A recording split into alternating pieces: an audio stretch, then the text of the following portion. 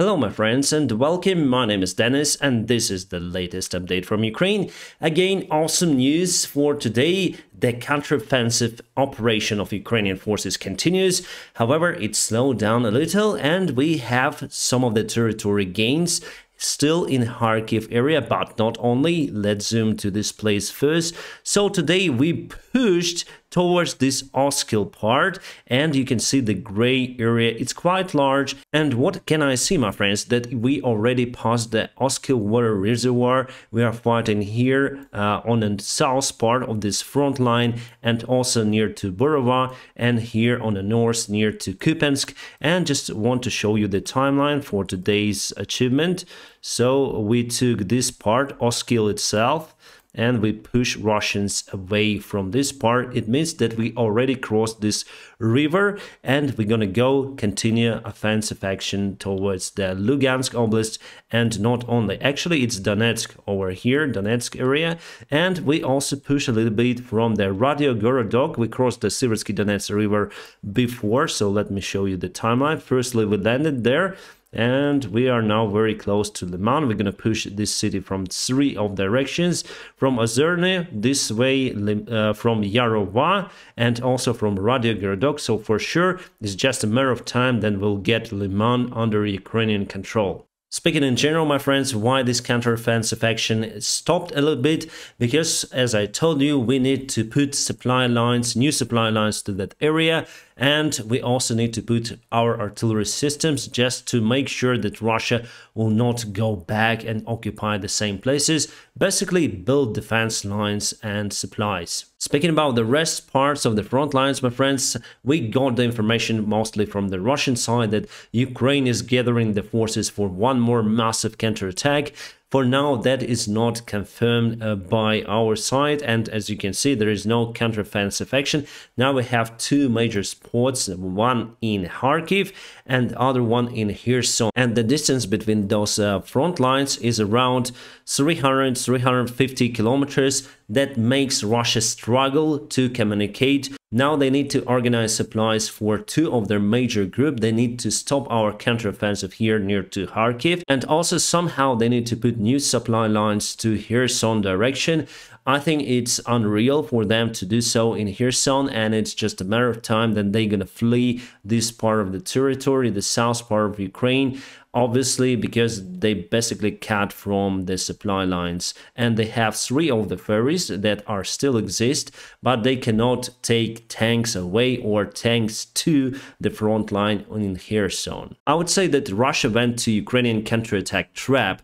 We announced that we're gonna counterattack Kherson. Even our President Zelensky announced that we're gonna push Russia in the south, and that is why Russia moved away part of their forces to Kherson. And Russia gathered around 25,000 soldiers in this small region, and we cut supplies for their forces, destroying the bridges using the HIMARS rocket artillery systems. After that, obviously, we started counterattack on the south, causing Russia to send more forces using ferries. And as you saw, the last week we started our counterattack to Kharkiv region, causing Russians to run away because it was one of the weakest spots for Russians through all the front lines. But still, Russia has some forces, especially on the eastern part of Ukraine near to Donetsk, and they try to attack Ukraine from this direction, because they mostly use the private military campaign soldiers there that are fighting for money. As you saw, standard Russian soldiers are running away, but private military campaigns may do some harm to Ukrainian army. However, there are not many, and still I expect some sort of the counterattack from Ukrainian forces again, maybe near to Zaporizhia, maybe near to Mariupol, towards Donetsk, or towards Lysychansk and Severodonetsk. Who knows? There could be many scenarios for Ukrainian army. For now, I'm very happy that we got this part under our control, Kharkiv region. Just look at this vast territory, even bigger compared to Kiev area that was freed from Russian occupiers. And we've done it just in 5 days, my friends. It's unimaginable, and our army showed that it's really strong. And now we got initiative in this war.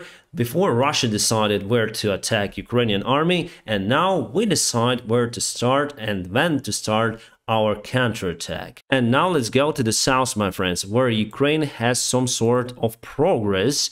So before it was like that yesterday, and today but the fighting is ongoing near to Bruskinska, and Russia also has lots of forces there. Why this counterattack is so slow compared to Kharkiv? Well, basically because Russians have nowhere to go, they're blocked there, so the only way for them is to fight against our forces or surrender to Ukrainian side. Also, there is the option for the goodwill gesture, but they will leave all of their armors and ammunitions here and will just swim away from this territory. Maybe it's gonna be like that. Who knows? Also today you can see it, you cannot see it on this map, but it's been confirmed by the local governor that we took Kiselivka city, and it's just one city away from Chernobyivka, legendary place that was attacked many times, and Russia tried to use this airfield and they lost so many helicopters and personnel and armor vehicles there. And I do expect that we're gonna reach Kherson very soon. I think maybe next month, my friends, we're gonna see the Ukrainian forces here somewhere and very close to Kherson and very close to this part as well. In my yesterday's video, I told about old school European politicians who would like to negotiate with Russia the end of war, and they would be happy to give them the Ukrainian land over here and for the war just to finish. And I was partially wrong. Because yesterday, Chancellor of Germany Scholz called to Putin and said that Russia should take their forces away from Ukraine, and that's the only way how peaceful agreement could be reached. I don't know who talked to German Chancellor, but it's the great move, my friends, in the rhetorics of the old politician leaders. They're not old themselves, but the policy was quite old. And now, finally, I hope they realize that there is no other way. We need to cause Russia to lose this war altogether. And before we go to some of the news and events, let me tell you a couple of the words about the sponsor of today's video. The sponsor of today's video is you, my friends, who watch me right now. You're awesome. Thank you so much for watching me, and don't forget to press the like, please. And let's continue. Today, Russia fired their sophisticated missiles towards Kryvyi city, destroying the dam and hydroelectrical plant there. And the water continued to flow to the city. Actually, they're devastating the infrastructure of civilians. So Russia is losing the war with our army. They cannot fight back. That's why they start basically to terrorize Ukrainian civilians. And it's the bad move from the Russian Federation. And with that actions from Russian side, we can see the true face of Russia. The ex-military chief in Europe, Ben Hodges, said that we should be prepared for the possible Russian collapse. Now probably we are witnessing the deep crisis in Russia that may appear at any moment, and we have no doubts that Ukraine will win this war. And all of our investors agreed to postpone the pace back for the debt of Ukraine. It's great news, so we're gonna pay in 2023. Yes, if your friend is in trouble, it's better not to ask money from him. It's better to give something just for the friend to be alive, let's say. And this is the water flow here, and this is the hydroelectrical power plant that was destroyed by Russian rockets. Probably it was the dam that was used to, to deliver our troops somewhere, but basically they opened the gate for the war from the water reservoir just to go to the city. It's terrible. And this is a Russian prison, and we have the leader of the private military campaign, Wagner, and he went to the prison to ask for prisoners to join this war. And they promised that if they will survive for 6 months here in Ukraine, they will let them free. And it just shows the demoralization of the Russian army. Yes, my friends, it's the second army in the world. Germany gives more Gepard tanks to Ukraine for being delivered, so totally we have 24 of those anti-aircraft tanks. Awesome. So for today's attack on the dam, Russia used the old-fashioned Tupolev 95 MS that fired their rocket Ha-101 from the Caspian Sea.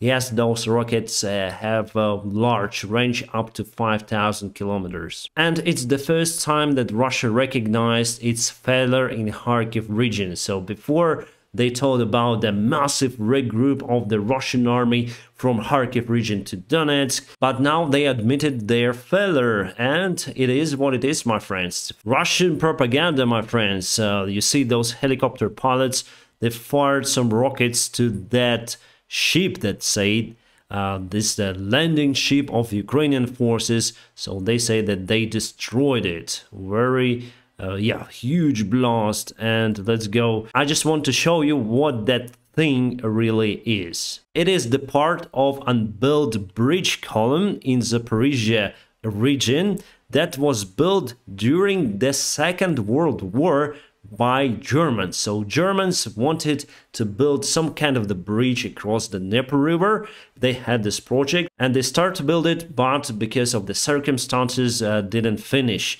So Russia attacked it. Probably they killed some of those birds. It's their favorite place of those. I hope they are okay, let's say, and they put it to propaganda media. President of Ukraine, Volodymyr Zelensky, attended Izum city that was freed from Russian occupiers.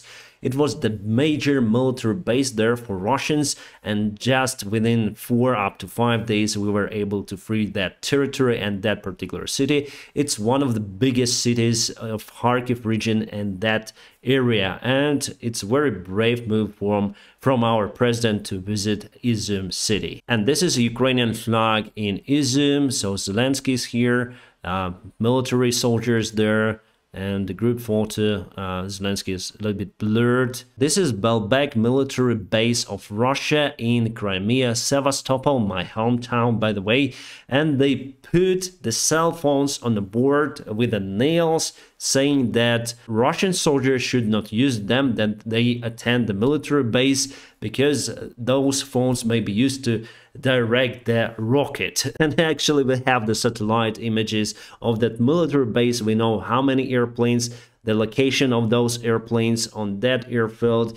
So no, it's just stupid. And I don't see any kind of iPhone, so most of them are cheap phones, including this one. Here we have the phone with the buttons. Some part of the Georgian politicians want to raise up the question for referendum whether Georgians want to have their land back, or basically whether they want to start war with Russia. Because there are some self-proclaimed republics in Georgia that were taken from the Georgia itself with the help of Russians. We're speaking about Abkhazia, Ossetia. Those territories and those people belong to Georgian sovereign state with internationally recognized border, and in 2008 there was a war in South Ossetia where Georgians tried to get control over the territory. Now Russia is very weak, it's busy in Ukraine, so they may try to do it once again. And this is Armenia. People are gathering for protests against their